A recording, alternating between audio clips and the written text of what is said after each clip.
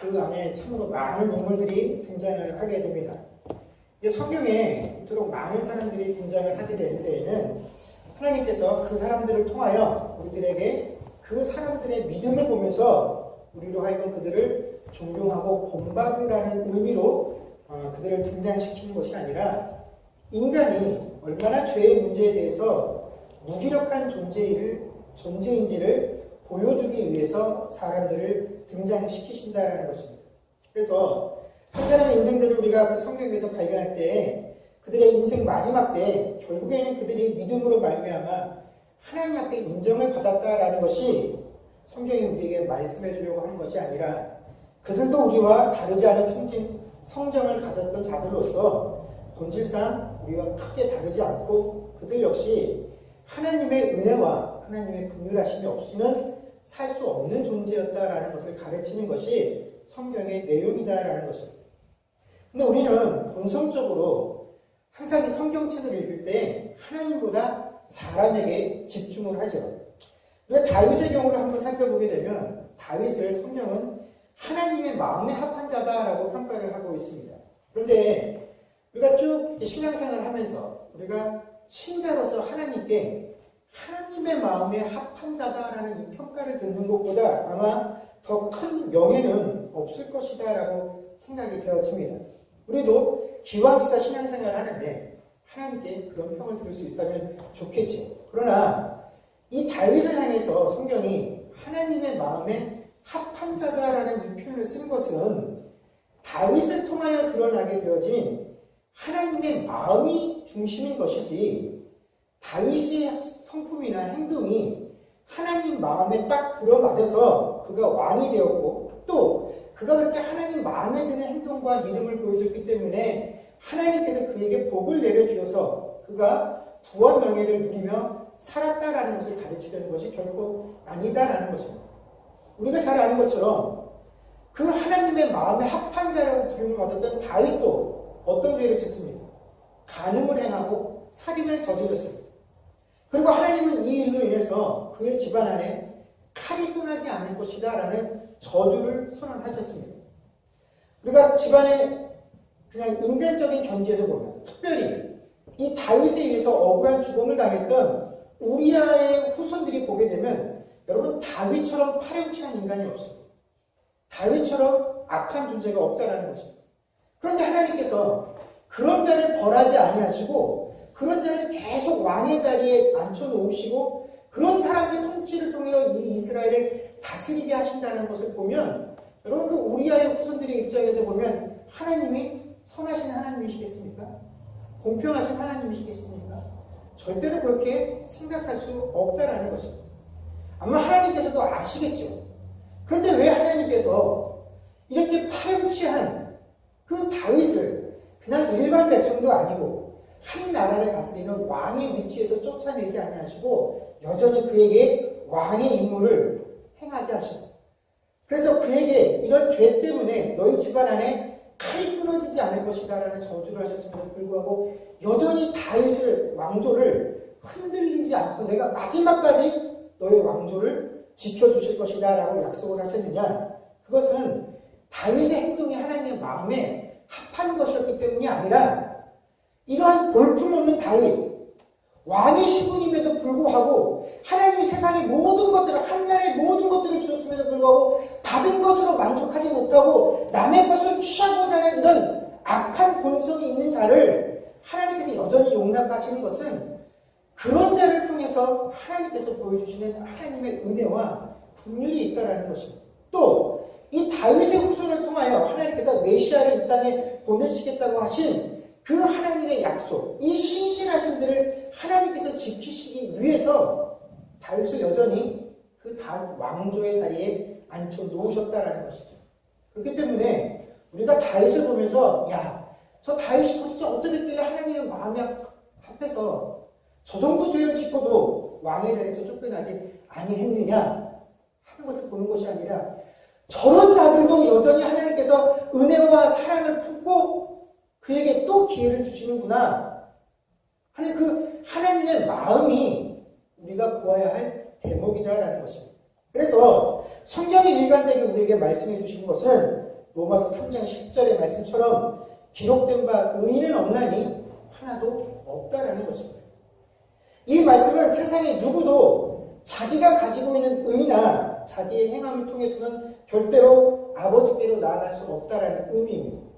아버지께로 나아갈 수 있는 유일한 길은 뭡니까? 오직 예수 그리스도를 믿는 것 외에는 방법이 없다라는 것이죠. 그리고 이 사실, 예수 그리스도를 믿는 것 외에는 아버지께로 나아갈 길이 없다라는 사실을 믿고 그것을 세상에 전하는 것이 하나님의 자녀라고 말하는 저희들에게 맡겨진 이 땅에서 우리의 유업이다라는 것입니다.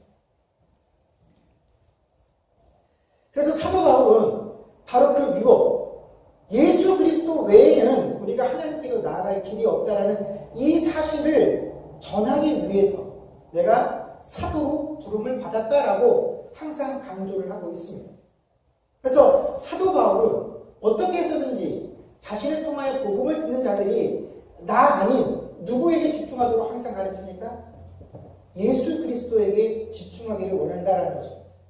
그런데 이런 사도 바울의 노력에도 불구하고 이 고린도 교회들 중에 일부는 그 바울이 그렇게 열심히 전했던 예수가 아니라 바울을 그들의 스승을 삼아 바울을 섬기는 것으로 자신들에게 주어진 임무를 다하려 했다라는 것입니다. 그래서 사도 바울이 그런 모습들을 보면서 야, 이걸 도무지 그대로 내버려두면 안 되겠다라고 해서 바로 오늘 본문이 쓰여지게 된 것입니다.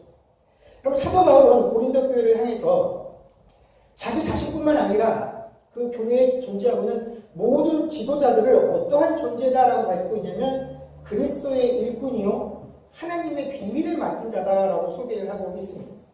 오늘 성경에는 점잖게 그리스도의 일꾼이다라고 번역을 하고 있지만 이 일꾼이라는 말은 원래 헬라어로 번역을 하면 그냥 종이라는 뜻입니다. 그리고 또 비밀을 맡은 자다라고 하니까 되게 있어 보이지만 또 중요한 일을 다루는 특별한 존재처럼 보이지만 이 비밀을 맡은 자라는 이 단어는 그냥 그대로 청지기하고 똑같은 단어입니다.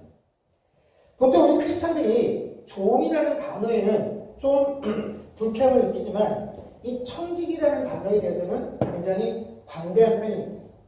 왜 우리가 이 청지기라는 단어를 좋아하냐면 왠지 이 청지기라는 단어는 종이라는 느낌보다는 관리자라는 느낌을 주기 때문에 우리가 이 청지기라는 단어를 좋아하죠. 그러나 사실은 청지기도 그냥 종의 일종입니다. 근데 이 청지기는 다른 종들과는 다르게 그들이 하고 있는 역할이 좀 다르죠. 이들이 주로 하는 역할이 뭐냐면 다른 종들은 그 주인에게로부터 직접 야, 뭐 해? 라는 명령을 받아서 하는데 이 청지기들의 주된 업무는 뭐냐면 그 주인의 명령을 받아서 일을 하게 되는 그 다른 종들이 있죠. 그 종들의 먹을 것, 입을 것, 잠잘 것 이것들을 해결하기 위해서 특별히 구별된 종이 청지기다라는 것입니다. 그런데 이 청지기들이 그들도 나도 주인 밑에 있는 한 종인데 내 손을 통해서 그들에게 필요한 먹을 것, 그들에게 필요한 입을 것, 잠잘 처소를 그들이 제공해 주다 보니까 이 청지기들이 어떤 생각을 하냐면 자기가 종이 아닌 줄로 착각을 한다는 것입니다. 내가 마치 주인인 줄로 착각을 한다는 것이죠. 그래서 어느 순간에 이 청지기들이 주인 행세를 하려고 하죠. 그런데 오늘날 교회의 대부분의 목사들과 직분자들이 바로 이런 착각 속에서 살아가고 있다는 것입니다. 자기들도 단지 종의 한 부분일 뿐인데 그 종으로 부름받았다라는 사실들을 망각하고 있다는 것이죠. 만약에 교회 안에서 제가 목사고 어떤 직분을 받은 사람이 있어서 교우들이 그들의 말에 순종하고 복종을 한다고 한다면 그것은 그 목사에게 그 직분자에게 어떤 권위가 있기 때문이 아니라 그를 통하여 말씀하시는 하나님, 우리의 주인 되신 그 하나님의 권위를 우리가 모두 인정하기 때문에 그 사람의 입술을 통해서 나오는 말에 우리가 순종을 하는 것이지 목사나 직분자에게 어떤 특별한 권위를 하나님께서 맡기신 적이 없다라는 것입니다. 단지 청지기일 뿐이죠. 나에게 직접 명령을 받아서 일할 그 종들에게 필요한 것들을 너희가 공급해 주라는 그 일로 부름을 받았는데 그 신분을 망각하고 내가 그것을 좀 나눠주고 있다는 것이 마치 주인인 것이냐, 그것이 무슨 큰 권세 있냐는 생각을 하고 하나님 앞에 서 있다는 것입니다. 그러다 보니까 한국 교회에만 존재하는 특별한 호칭이 하나 있습니다. 그게 뭐냐면 하나님의 종님이라는 표현입니다. 요즘은 잘 쓰지 않지만 제가 어릴 때만 해도 하나님의 종님이라는 표현이 존재했었습니다. 차마 자신들을 가르치고 있는 목사님들에게 종이라고 부르기가 참 민망하니까 그 목사님들을 향해서 종님이라고 부르게 되는 것이죠. 물론 나를 가르치고 있는 그 스승된 자들에게 존경심을 표하고 싶어하는 또 유교의식이 강한 이 한국 사람들에게 그 전통들이 만들어낸 그런 풍경이다라고 생각을 합니다. 물론 성경도 교우들에게, 교회를 향해서 그 말씀의 사역자들을 사랑하고 존경하라고 분명히 가르치고 있습니다. 디모데전서 5장 17절 말씀을 보게 되면 잘 다스리는 장로들은 배나 존경할 자로 알되 말씀과 가르침에 수고하는 이들에게는 더욱 그리할 것이니라 라고 요구하고 있습니다. 그러나 여러분, 존경을 받는 것과 권세를 갖는 것은 전혀 다른 일이다라는 것입니다. 여러분, 종님은 종입니까? 상전입니까? 종님은 우리를 섬기는 자입니까? 섬김을 받는 자들입니다. 사도 바울은 자기 자신을 이렇게 주인과 같은 태도로 대하고 있는 그 고린도 교인들을 향해서 너희가 분명히 잘못되었다, 틀렸다라고 이야기를 하고 있다라는 것입니다. 바울은 사람들이 자신을 볼 때 무엇이 잘못됐냐면 너희가 나를 보면 당연히 나의 모습 속에서 야, 저 사람은 하나님의 종이로구나 라는 사실을 발견할 수 있어야 한다라는 것입니다. 그래서 1절 말씀에 보면 마땅히 라는 표현을 사용한 것입니다. 첫 봤을 때 하나님의 종이로구나 라는 사실을 알 수 있어야지 보고 야, 저 사람이 하나님의 종인지 아닌지 헷갈리고 있다라고 한다면 안 된다라는 것입니다. 더군다나 종인지 아닌지가 헷갈리는 정도가 아니라 야, 저 사람이 내 주인인지 아닌지가 헷갈리는 정도가 됐으면 그건 그 사람에게 큰 문제가 된다라는 것입니다. 그런데 회중에게 이러한 헷갈림을 제공하는 그 사람에게 이 모든 죄에 책임이 있다는 것입니다. 그러니까 사도 바울에 보면은 너희가 나를 보고 주인인 것처럼 느껴져서 나를 주인처럼 대하고 있다고 한다면 이건 내 죄라는 것입니다. 내가 마땅히 너희들 중에 하나님의 종으로 보였어야 되는데 그렇게 보여지지 않은 것은 내 죄요. 나뿐만 아니라 고린도 교회의 교육자로 사역자로 너희를 가르치는 자로 있는 모든 지도자들의 잘못이다라고 그가 가르치고 있다는 것입니다. 전적으로 그런 오해를 불러일으킨 나의 잘못이다라는 것입니다. 그렇기 때문에 사도 바울은 뭐라고 우리에게 말하고 있냐면 이런 오해를 없애기 위해서 마땅히 우리는 종의 옷을 입어야 한다는 것입니다. 종은 종의 복장을 해야 한다는 것입니다. 종은 종의 신분에 어울리는 언어와 행동을 갖춰야 한다는 것입니다. 종으로서 사는 모습을 스스로 드러내야 하지. 그렇지 않기 때문에 이 사람이 종인지 주인인지 보는 사람들이 헷갈리게 된다는 것입니다. 그런데 이것이 단순히 목사나 직분자들만의 이야기가 아니죠. 아주 오래전부터 한국교회는 이 세상에서 권세들을 좀 가지고 있는 자들이 좀 세상에 돈 좀 있는 사람들이 교회에 들어와서 봉사하게 되고 헌신하게 되면 그래서 그것들로 인하여 사람들에게 교회 안에서 칭찬을 듣고 인정을 받게 되면 금방 내 자신이 하나님 앞에 종으로 부름받았다라는 사실들을 잊고 살아간다라는 것입니다. 사람들 앞에서는 나는 청직이라고 고백을 하고 있으면서도 하나님께서 내게 맡기신 것이다 라고 고백을 하면서도 이것을 내가 지금 하나님의 것이다 라고 생각하지 않고 마치 내 것이냐 이것을 베풀며 주인 행세를 하고 있다는 것입니다. 그러나 우리가 절대로 혼동해서 안 될 사실은 이 중에 누구도 종 아닌 다른 신분으로 하나님께 부름받은 자들이 없다는 것입니다. 그래서 그 종들이 구할 것은 바로 충성이다라고 성경이 우리가 말씀하시는 것입니다. 이 말씀은 두 가지 의미에서 우리가 생각을 할 수 있습니다. 첫 번째는 하나님께서 우리에게 요구하시는 것이 충성이다라는 것입니다. 하나님께서 당신의 일을 맡은 자들에게 요구하는 것이 바로 충성이다라는 것이죠. 그런데 여러분, 주인이 종들에게 충성을 요구한다는 것은 그 자체로 이미 심각한 문제인 거죠. 더군다나 하나님께서 우리를 하나님의 종으로 불러주셨는데 하나님의 종된 우리들에게 야, 나에게 충성해라 라고 말씀을 하고 계신다라고 한다는 것은 여러분, 이것은 아주 심각한 문제다라는 거죠. 여러분, 이런 일이 발생하게 된 이유가 무엇입니까? 하나님께서 우리를 종으로 불러주셨음에도 불구하고 종된 우리를 상대하실 때 하나님은 명령과 채찍으로 우리를 다스리신 것이 아니라 항상 우리에게 자발적인 순종이라는 방법을 통해서 우리의 하나님의 말씀에 따라오기를 원하시기 때문에 그렇다라는 것이죠. 그러다 보니까 우리는 해야 할 일을 뒤로 미루거나 마땅히 해야 할 일을 하지 않음에도 불구하고 오히려 주인이신 하나님 앞에 당당할 때가 많이 있다는 것입니다. 그러나 하나님께서 우리에 대해 오래 참으시고 또 사랑과 긍휼의 마음을 우리를 대하고 계신다라는 그 이유 때문에 결코 우리가 하나님과 우리 사이를 오해해서는 안 된다는 것입니다. 하나님과 피조물 사이의 관계에 대해서 예레미야 18장은 토기장의 비유를 통해서 이렇게 우리에게 말씀해 주고 계십니다. 우리가 잘 아는 예레미야 18장 6절의 말씀을 보면 여호와의 말씀이니라. 이스라엘 족속아, 이 토기장이가 하는 것 같이 내가 능히 너희에게 행하지 못하겠느냐. 이스라엘 족속아, 지능이 토기장의 손에 있음 같이 너희가 내 손에 있느니라 라고 말씀하신다라는 거죠. 여러분, 하나님은 우리에게 동의를 구하시는 분이 아니십니다. 하나님은 우리의 허락을 구하시는 분도 아니십니다. 우리의 조언을 필요로 하시는 분도 아니십니다. 우리가 기도하면 기도했기 때문에 그것을 들어주셔야 하는 분도 아니다라는 것입니다. 결코 그런 위치에 계신 분이 아닌 분이 하나님이십니다.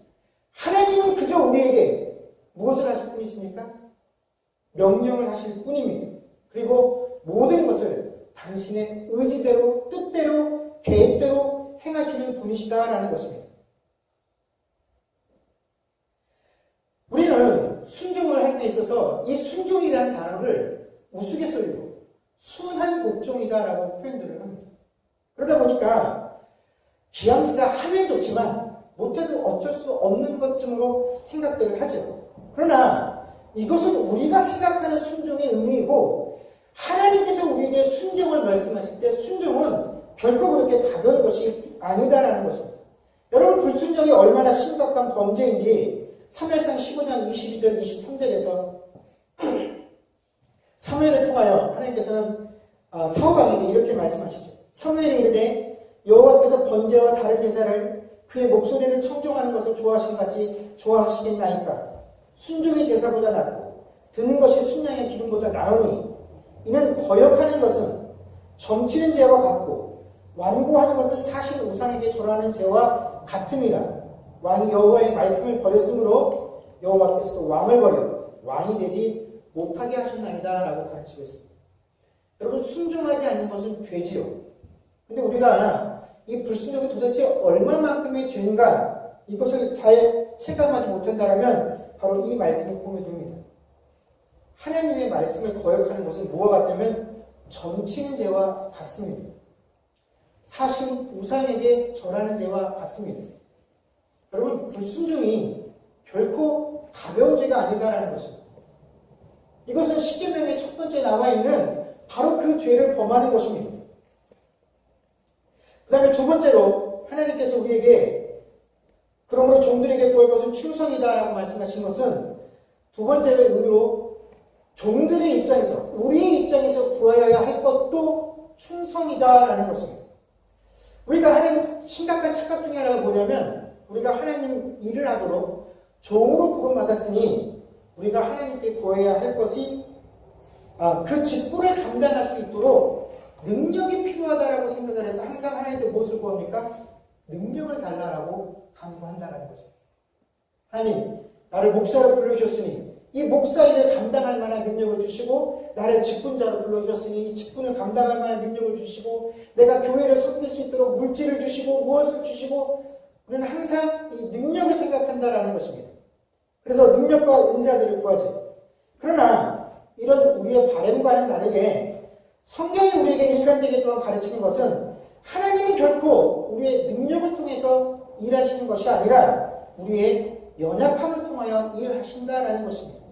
그런데 인간은 본성적으로 연약한 것을 싫어합니다.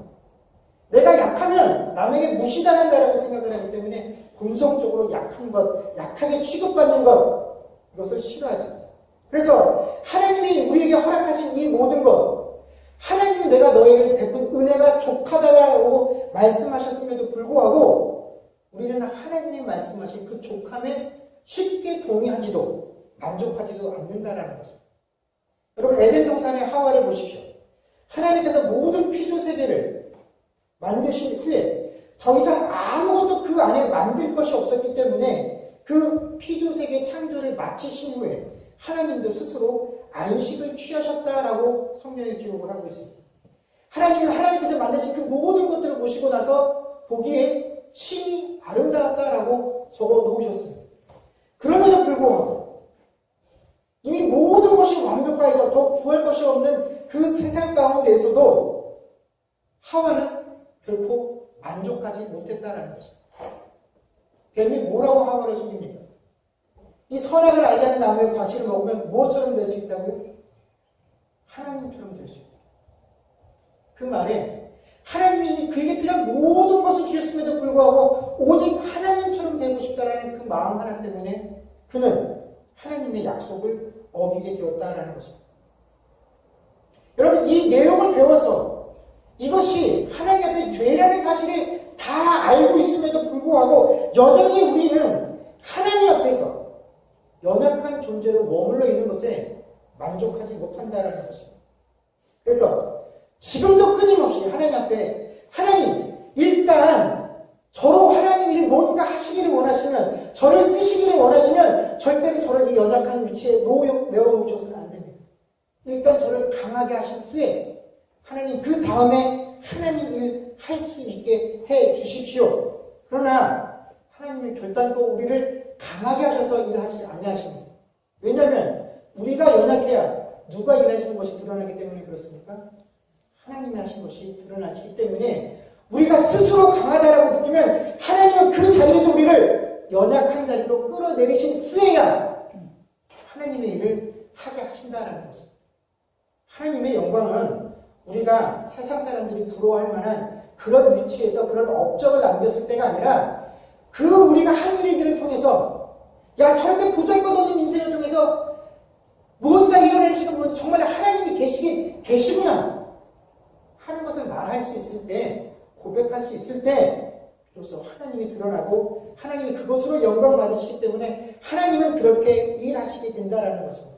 그렇기 때문에 바울은 우리에게 너희가 정말 하나님의 종으로 부름받았느냐? 그러면 더 이상 하나님께 능력을 구하지 말고 충성을 구하는 자들이 되어라 라고 말한 것입니다.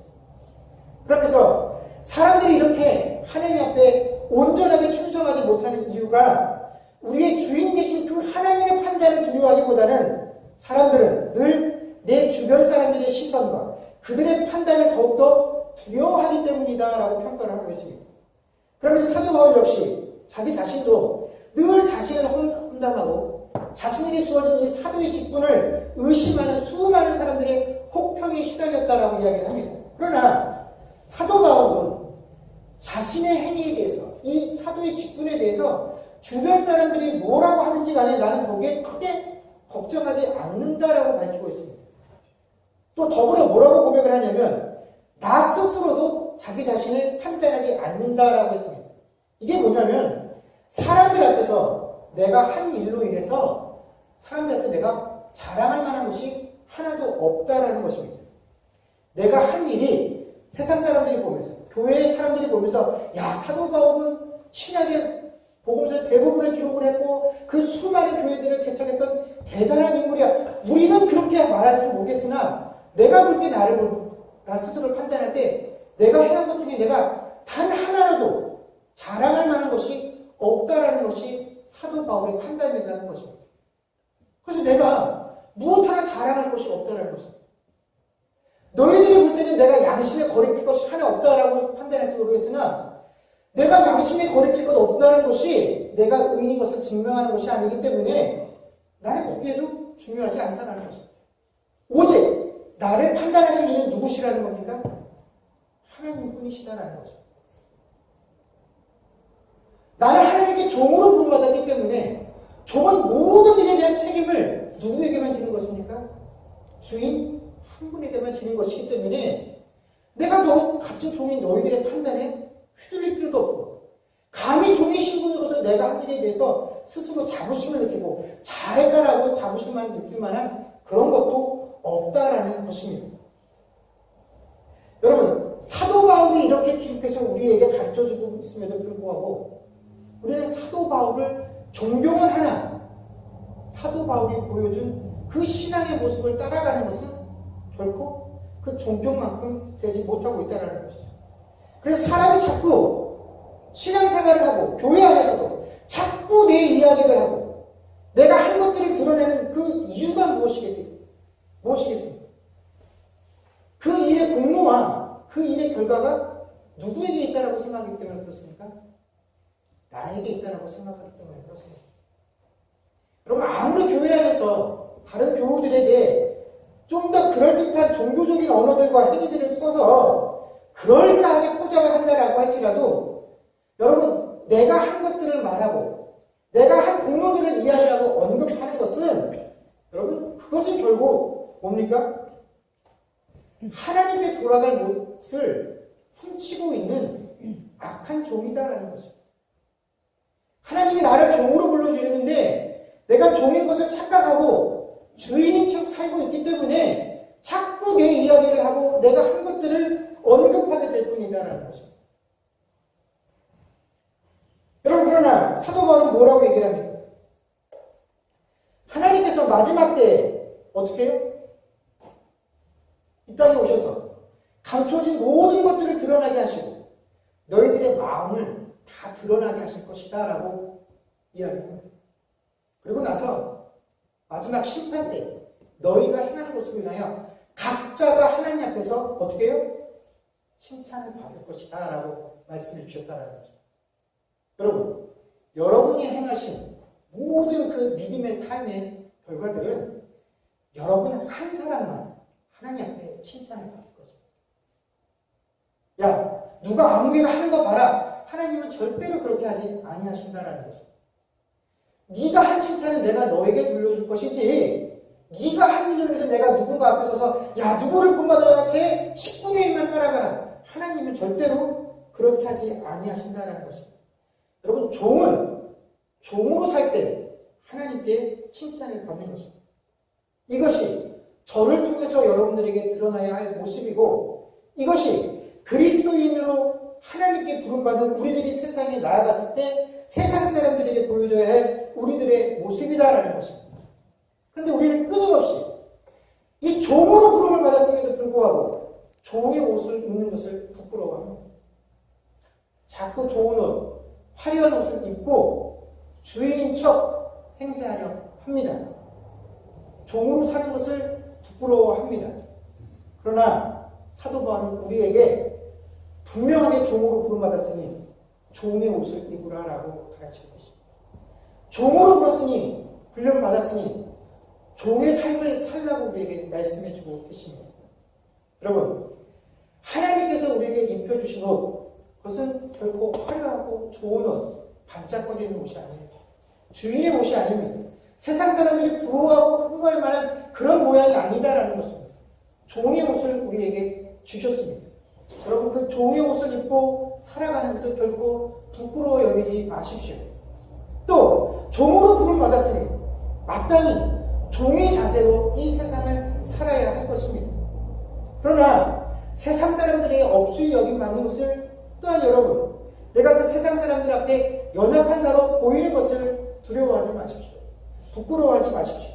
왜냐하면 우리의 그 연약함들을 통해서 누가 드러나기 때문에 그렇습니까? 주인 대신 하나님께서 드러나시기 때문에 그렇다는 것입니다. 오직 우리는 무엇을 하든지 간에 내 하는 모든 행위와 이 말과 믿음과 신앙에 대해서 오직 누구에게 판단을 받을 것입니까? 하나님께 판단을 받을 것입니다. 지금 세상 사람들에게 업수 여김받고 손가락질 받을 것이나 지금은 내가 마치 하나님의 천직인 것처럼 위장된 모습을 보이고 있으나 마지막 때 우리의 마음의 본심들이 다 드러나게 될 것이고 우리는 그것을 통하여 각자가 하나님 앞에 칭찬을 받거나 그것을 인하여 심판을 받게 될 것입니다. 그러니 여러분 하나님께서 그 종들에게 요구하신 것처럼 우리가 하나님 앞에서 충성된 마음을 가지고 하나님께서 맡기신 그 일들을 감당할 수 있는 저와 주님의 교회 그분들이 되어주실 수 있기를 주의 이름으로 간절히 축원합니다. 기도하겠습니다.